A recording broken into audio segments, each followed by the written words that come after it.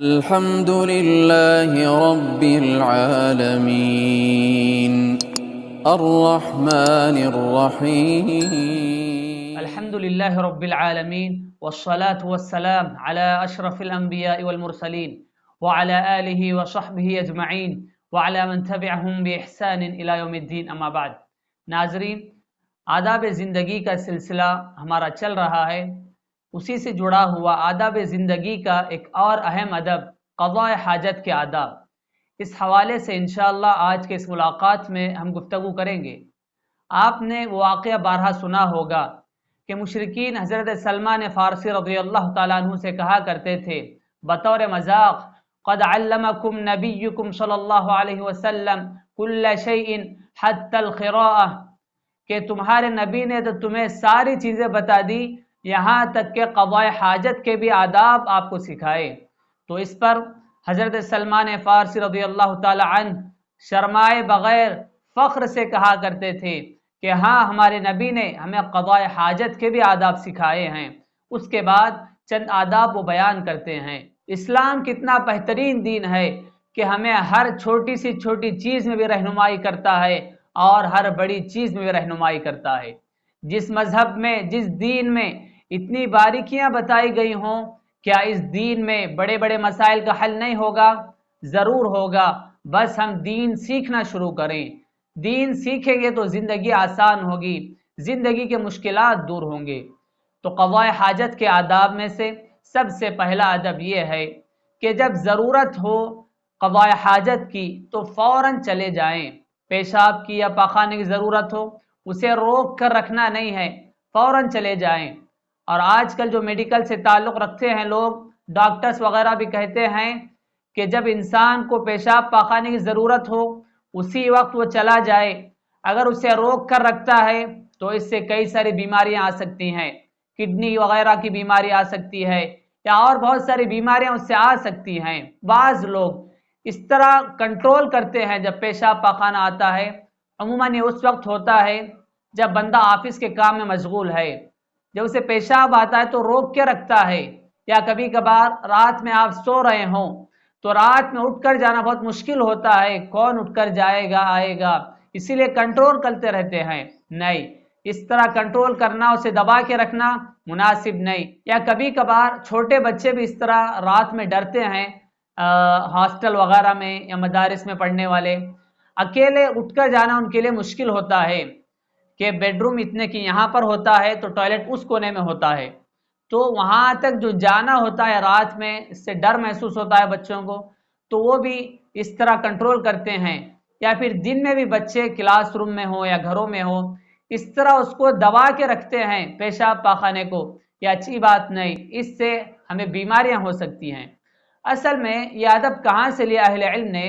نبی صلی اللہ علیہ وسلم نے حدیث میں فرمایا: لا صلاۃ بحضرۃ الطعام ولا هو يدافعه الاخبثان، کہ انسان نماز نہ پڑھے جب اس کے سامنے کھانا حاضر ہے، ولا وهو يدافعه الاخبثان، اور اس وقت نماز نہ پڑھے جب اسے دو اخبثان، دو خبیث چیزیں زور لگا رہی ہوں، پیشاب اور دوسرا پاخانہ. جب ہمیں پیشاب پاخانہ زور لگا رہے ہوں تو ایسے وقت ہمیں نماز توڑ کر بھی جانا چاہیے. نماز سے پہلے اس طرح آ رہا ہے پیشاب پاخانہ، ضرورت محسوس ہو رہی ہے تو ہم نماز سے پہلے ہی فارغ ہو جائیں. بعض لوگ جماعت کے ساتھ نماز پڑھنے کی خواہش میں دو خبیث چیزوں کو کنٹرول کرتے ہوئے نماز میں شامل ہو جاتے ہیں. اس سے نماز کا خشوع ختم ہو جاتا ہے. آپ کی پوری توجہ کہ کب نماز ختم ہوگی میں پیشاب کو جاؤں گا، کب نماز ختم ہوگی میں پاخانے کو جاؤں گا، پورا ذہن وہیں پر ہوگا، نماز میں خشوع خضوع نہیں رہے گا. تو اسی لیے کہا گیا کہ اگر نماز میں بھی آپ کو دو خبیث چیزیں زور لگا رہی ہیں یا نماز سے پہلے بھی، تو آپ پہلے ضرورت سے فارغ ہو جائیں.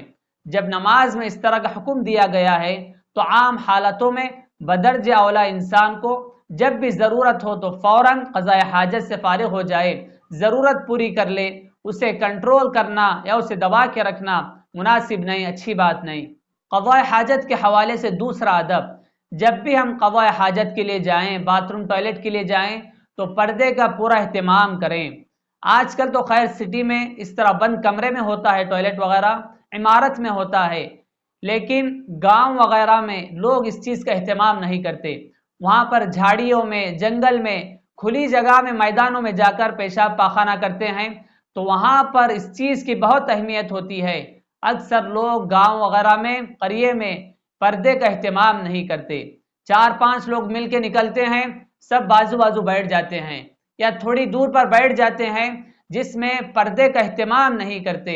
اس سے نبی صلی اللہ علیہ وسلم نے منع کیا ہے۔ پیارے نبی کے بارے میں آتا ہے وَكَانَ إِذَا أَرَادَ الْحَاجَةَ أَبْعَدَ، جب پیارے نبی کو قضاء حاجت کی ضرورت ہوتی تو آپ ابعد، بہت دور چلے جاتے، یعنی لوگوں کی نظروں سے چھپ جاتے۔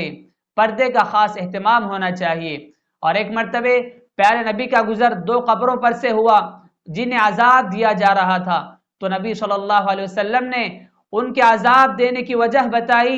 ایک روایت کے مطابق اس میں ایک بندہ پیشاب کے چھینٹوں سے نہیں بچتا تھا، دوسری روایت کے مطابق کہ وہ بندہ لا یستتر من بولہ، جب پیشاب کرتا تو پردے کا اہتمام نہیں کرتا، پیشاب کرتے وقت اپنے شرمگاہ کو نہیں چھپاتا تھا، ستر پوشی نہیں کرتا تھا، جس کی وجہ سے اسے قبر میں عذاب دیا جا رہا ہے۔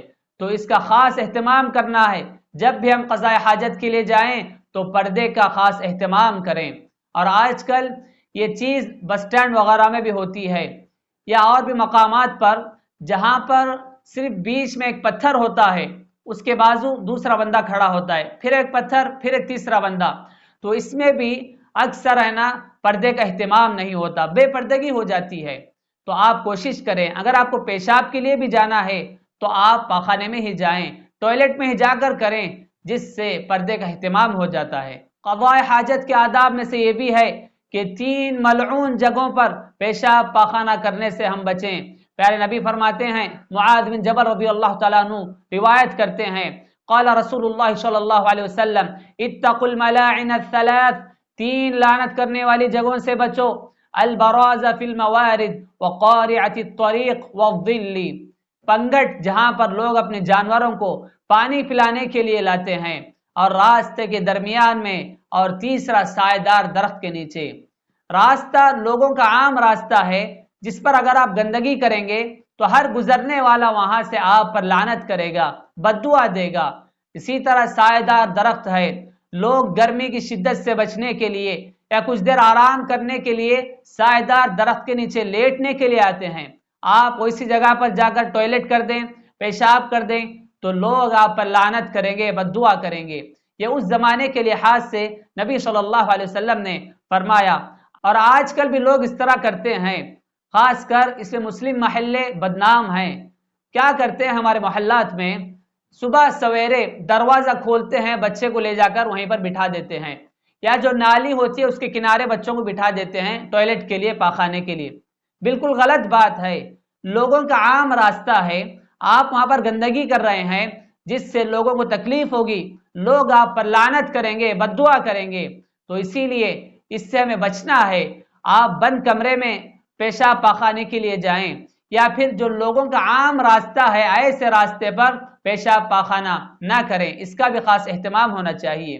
ایسے ہی اگر آپ کھلے میدان میں استنجا کر رہے ہوں، پیشاب پاخانہ کر رہے ہوں، تو اپنا کپڑا اس وقت تک نہ اٹھائیں جب تک آپ زمین سے قریب نہ ہو جائیں۔ پیارے نبی اس کا کتنا اہتمام کیا کرتے تھے، حدیث میں آتا ہے لم يرفع ثوبہ حتى يدنو من الارض، پیارے نبی اپنا کپڑا اس وقت تک نہ اٹھاتے جب تک زمین سے قریب نہ ہو جاتے، یعنی زمین سے بالکل قریب ہونے کے بعد ہی اپنا کپڑا اٹھاتے تاکہ لوگوں کی نظر نہ پڑے۔ اپنے شرمگاہ کی حفاظت ہونی چاہیے۔ ہمارے یہاں پر عموماً یہ چیز، جب ہم بس میں جا رہے ہوں، بس کہیں پر رکتی ہے، تو ایسے وقت لوگ کیا کرتے ہیں، ایک بندہ کھڑا ہوتا ہے پیشاب کے لیے، دوسرا اس کے بازو شروع ہو جاتا ہے، تیسرا اس کے بازو شروع ہو جاتا ہے، تو اس میں بے پردگی ہو جاتی ہے، لوگ شرمگاہ کی حفاظت نہیں کرتے۔ اور یہ چیز دوستوں میں بھی ہوتی ہے، دوستی کا مطلب سمجھتے ہیں کہ اس میں بھی دوستی چلے گی، پیشاب پاخانے مل کر جائیں گے، ساتھ میں کریں گے، یہاں پر بھی دوستی سمجھتے ہیں۔ نہیں، بالکل غلط بات ہے۔ اپنے شرمگاہ کی حفاظت ہونی چاہیے۔ کھلے میدان میں اگر آپ قضاء حاجت کر رہے ہوں تو زمین سے قریب ہونے کے بعد ہی اپنا کپڑا اٹھائیں اور لوگوں کی نظروں سے دور چلے جائیں، اور بیت الخلاء میں ایسی چیزیں لے کر نہ جائیں جس میں قرآن مجید کی آیتیں لکھی ہوں یا اللہ تعالیٰ کا ذکر ہو، ایسی چیزیں لے کر آپ نہ جائیں۔ اس کا احترام ہونا چاہیے، الا یہ کہ ایسی کوئی چیز ہے اگر آپ اسے باہر رکھ کر جائیں گے تو اس کے گم جانے کا ڈر ہے، وہ ضائع ہونے کا ڈر ہے۔ جیسے کہ موبائل فون، اگر آپ بیت الخلاء جانے سے پہلے موبائل فون باہر رکھ کر جاتے ہیں کیونکہ موبائل میں قرآن مجید ہے، تو کیا ہوگا؟ جب آپ باہر آئیں گے تو موبائل فون تو آپ کو ملے گا نہیں، وہ کوئی دوسرا بندہ لے کر چلا جائے گا۔ تو ایسی کوئی چیز ہے یا کوئی ایسا پیپر نوٹ بک ہے جس کے گم جانے کا آپ کو ڈر خوف ہے تو آپ لے کر جا سکتے ہیں، لیکن ہمیں احتیاط کرنا چاہیے کہ قرآن مجید بیت الخلاء میں لے کر نہ جائیں، یا ایسے پیپر جس پر قرآن کی آیتیں ہوں، اللہ کا ذکر ہو، یہ چیزیں لے کر ہم نہ جائیں۔ اس کی وجہ کیا ہے؟ اصل میں ایک حدیث ہے جس کے صحیح ہونے میں اختلاف ہے، وہ ہے انہ کان اذا دخل الخلاء وضع خاتمہ وکان مکتوبا علیہ محمد رسول اللہ، یعنی پیارے نبی صلی اللہ علیہ وسلم جب بیت الخلاء جاتے تو اپنی انگوٹھی نکال کر جاتے، کیونکہ اس پر محمد رسول اللہ لکھا ہوا تھا، اللہ کا نام تھا، تو اسی لیے پیارے نبی نکال کر جاتے تھے۔ تو اس حدیث کے صحیح ہونے میں اختلاف ہے۔ اگر یہ حدیث صحیح ہے تو تب تو ہمیں ایسی چیزیں لے کر بیت الخلاء میں نہیں جانا چاہیے جس پر اللہ کا ذکر ہو یا قرآن مجید کی آیتیں ہوں۔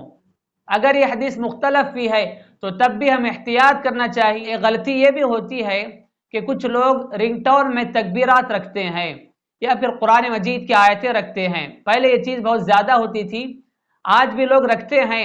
آج کل بہت ساری نظمیں آ گئی ہیں یا حمد آ گئے ہیں، اسے لوگ اپنے رنگ ٹون پر رکھتے ہیں۔ جب فون آپ بیت الخلاء میں لے کر جاتے ہیں، کسی کا فون آتا ہے، رنگ بجتی ہے تو وہاں پر تکبیر شروع ہو جاتی ہے، قرآن مجید کی آیتیں تلاوت شروع ہوتی ہے، حمد شروع ہوتی ہے، تو یہ بھی مناسب نہیں۔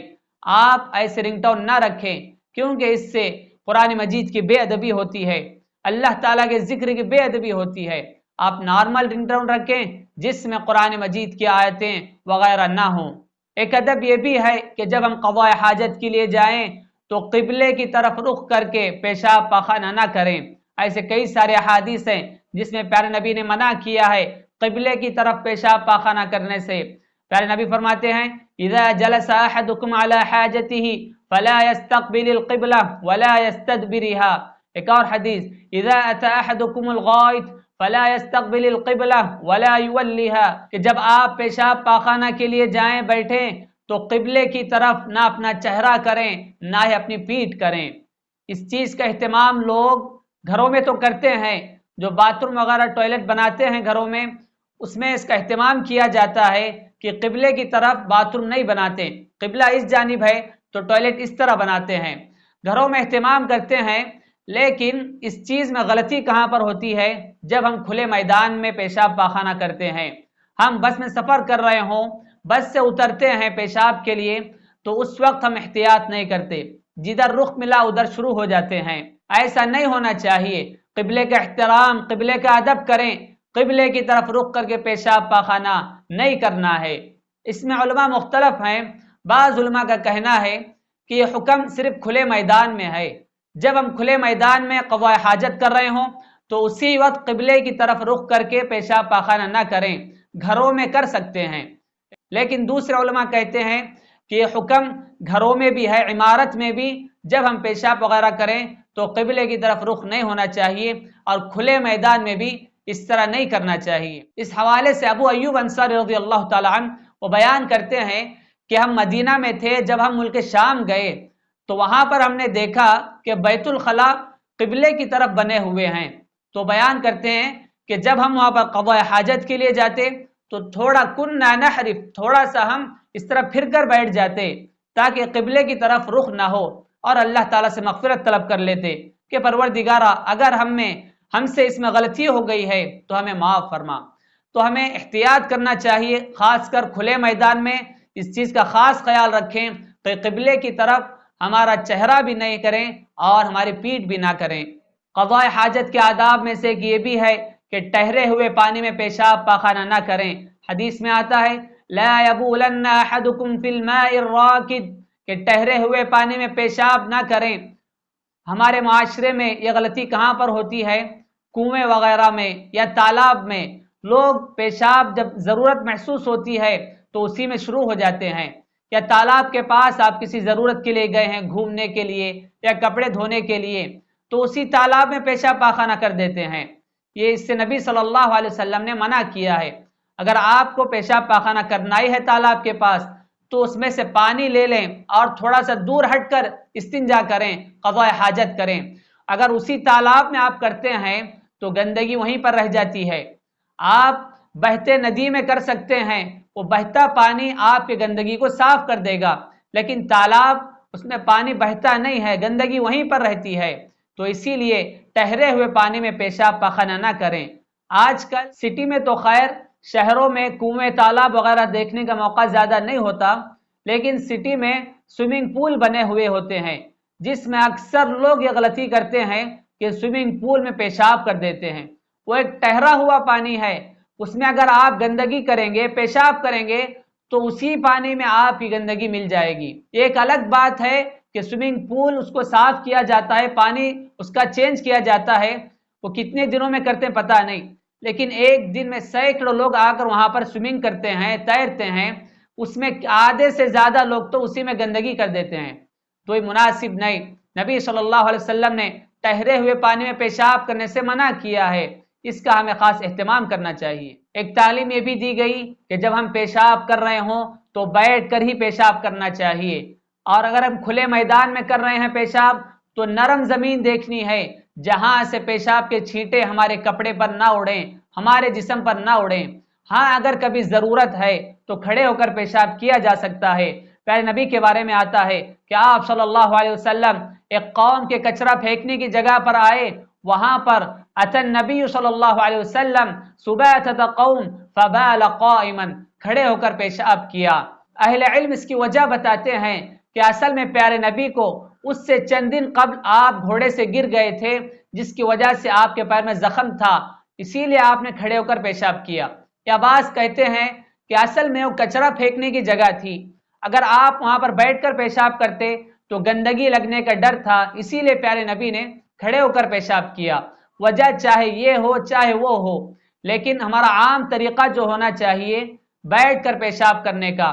ہاں کبھی اگر ضرورت پڑ جائے تو آپ کھڑے ہو کر سکتے ہیں، جیسا کہ جو پبلک ٹوائلٹ وغیرہ ہوتے ہیں یا بس اسٹینڈ میں جو پیشاب خانے ہوتے ہیں وہاں پر کھڑے ہو کر کرنے کا ہی بنایا جاتا ہے، تو ایسے ضرورت کے وقت پر آپ کھڑے ہو کر پیشاب کر سکتے ہیں، لیکن اس میں بھی اس بات کا ضرور خیال رکھیں جب آپ کھڑے ہو کر پیشاب کر رہے ہوں تو پیشاب کے چھینٹے آپ کے کپڑوں پر نہ اڑیں، جسم پر نہ اڑیں۔ ایک تعلیم یہ بھی دی گئی کہ جب ہم قضاء حاجت کر رہے ہوں استنجا کرتے وقت بات چیت نہ کریں، گفتگو نہ کریں۔ ہمارے سماج میں لوگ اس طرح کرتے ہیں، عموماً دیہات قریوں وغیرہ میں دو چار لوگ مل کے جاتے ہیں قضاء حاجت کے لیے، وہاں جا کر دور دور تو بیٹھ جاتے ہیں لیکن باتیں کرتے رہتے ہیں، گفتگو کرتے رہتے ہیں، یہ اچھی بات نہیں، مناسب نہیں ہے۔ اصل میں اہل علم نے اس مسئلے کو کہاں سے لیا؟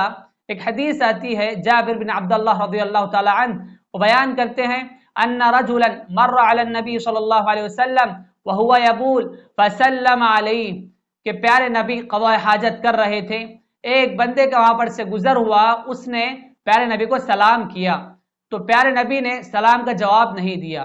اگر آپ کو سلام کا جواب دینا نہ ہوتا تو پیارے نبی دوسرا کچھ کہتے کہ یہاں پر آپ سلام نہ کریں، قضاء حاجت کے وقت بات چیت نہ کریں، اس طرح دوسرے کچھ الفاظ کہہ دیتے، لیکن پیارے نبی نے کچھ نہیں کہا۔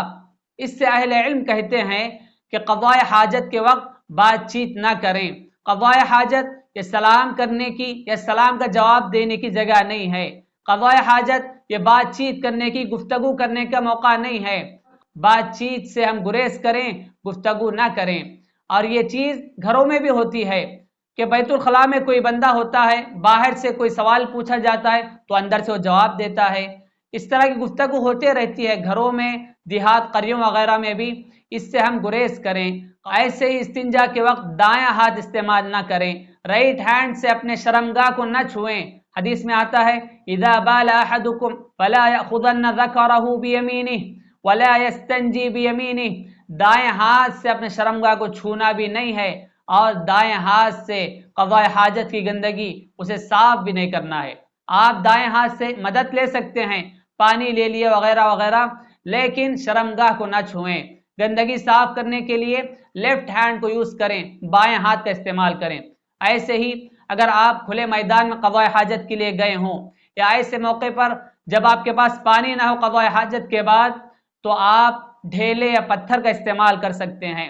پیشاب کے لیے تو مسئلہ آسان ہے، ایک پتھر ڈھیلے سے کام ہو جاتا ہے، لیکن جب آپ پاخانہ کے لیے گئے ہوں قضاء حاجت کے لیے، تو کم سے کم 3 ڈھیلے لینا مستحب ہے۔ اگر کوئی بندہ 3 سے کم میں کرتا ہے تو اس نے پاکی ہی حاصل نہیں کی، یعنی کم سے کم 3 ڈھیلے لیں گے تو تبھی ہے نا مکمل طور پر پاکی ہوگی۔ اگر 3 ڈھیلے میسر نہ ہوں تو اور بات ہے۔ لیکن آج کے اس ترقی یافتہ دور میں پتھر ڈھیلے کا زمانہ تو چلا گیا، اکثر لوگ آج ٹشو یوز کرتے ہیں، تو اس میں بھی اس چیز کا خاص خیال رکھیں کہ کم سے کم 3 ٹشو پیپر سے قضاء حاجت اس کی پاکی کریں، اپنے گندگی کو صاف کریں۔ اور جب ہم بیت الخلاء میں داخل ہو رہے ہوں تو پہلے بایاں پیر رکھنا چاہیے، لیفٹ پیر رکھنا چاہیے۔ حضرت انس فرماتے ہیں کہ پیارے نبی جب بیت الخلاء میں داخل ہوتے تو پہلے لیفٹ پیر اندر رکھتے، اس کے بعد رائٹ پیر رکھتے، اور نکلتے وقت پہلے دایاں پیر باہر رکھتے، اس کے بعد بایاں پیر رکھتے۔ تو اس ادب کا بھی خاص ہمیں خیال رکھنا ہے۔ ایک آخری ادب بتا کر اپنی گفتگو ختم کروں گا۔ بیت الخلاء کی جو دعا سکھائی گئی بہت بہترین دعا ہے، اللہم انی اعوذ بک من الخبث والخبائث۔ اکثر لوگ اللہم انی اعوذ بک من الخبث پڑھتے ہیں، اگر اس کے شروع میں بسم اللہ بھی لگا لیا جائے تو کوئی حرج نہیں۔ بسم اللہ اللہم انی اعوذ بک من الخبث والخبائث، اس طرح بھی آپ دعا پڑھیں، بہت بہترین دعا ہے۔ بیت الخلاء گندی جگہ ہوتی ہے جہاں پر گندے شیاطین وغیرہ رہتے ہیں، تو ہم اللہ کی پناہ میں آ رہے ہیں۔ اللہم انی اعوذ بک من الخبث والخبائث، پروردگارہ میں تیری پناہ میں آتا ہوں خبیث اور خبیث نیوں سے۔ ایسے ہی نکلتے وقت دعا سکھائی گئی غفرانک، اس کا بھی ہمیں خاص اہتمام کرنا چاہیے۔ تو یہ قضاء حاجت کے حوالے سے مختصر آداب تھے جنہیں بیان کرنے کی میں نے کوشش کی ہے، اسی پر اپنی گفتگو ختم کرتا ہوں۔ دعا ہے رب العالمین سے پروردگار عالم ہم سبھی کو ان آداب کا خیال رکھنے کی توفیق عطا فرمائے، ہمیں ہمارے شب و روز سنت نبی کے مطابق گزارنے کی توفیق عطا فرمائے، آمین۔ سبحان ربک رب العزت عما یصفون وسلام علی المرسلین والحمد للہ رب العالمین۔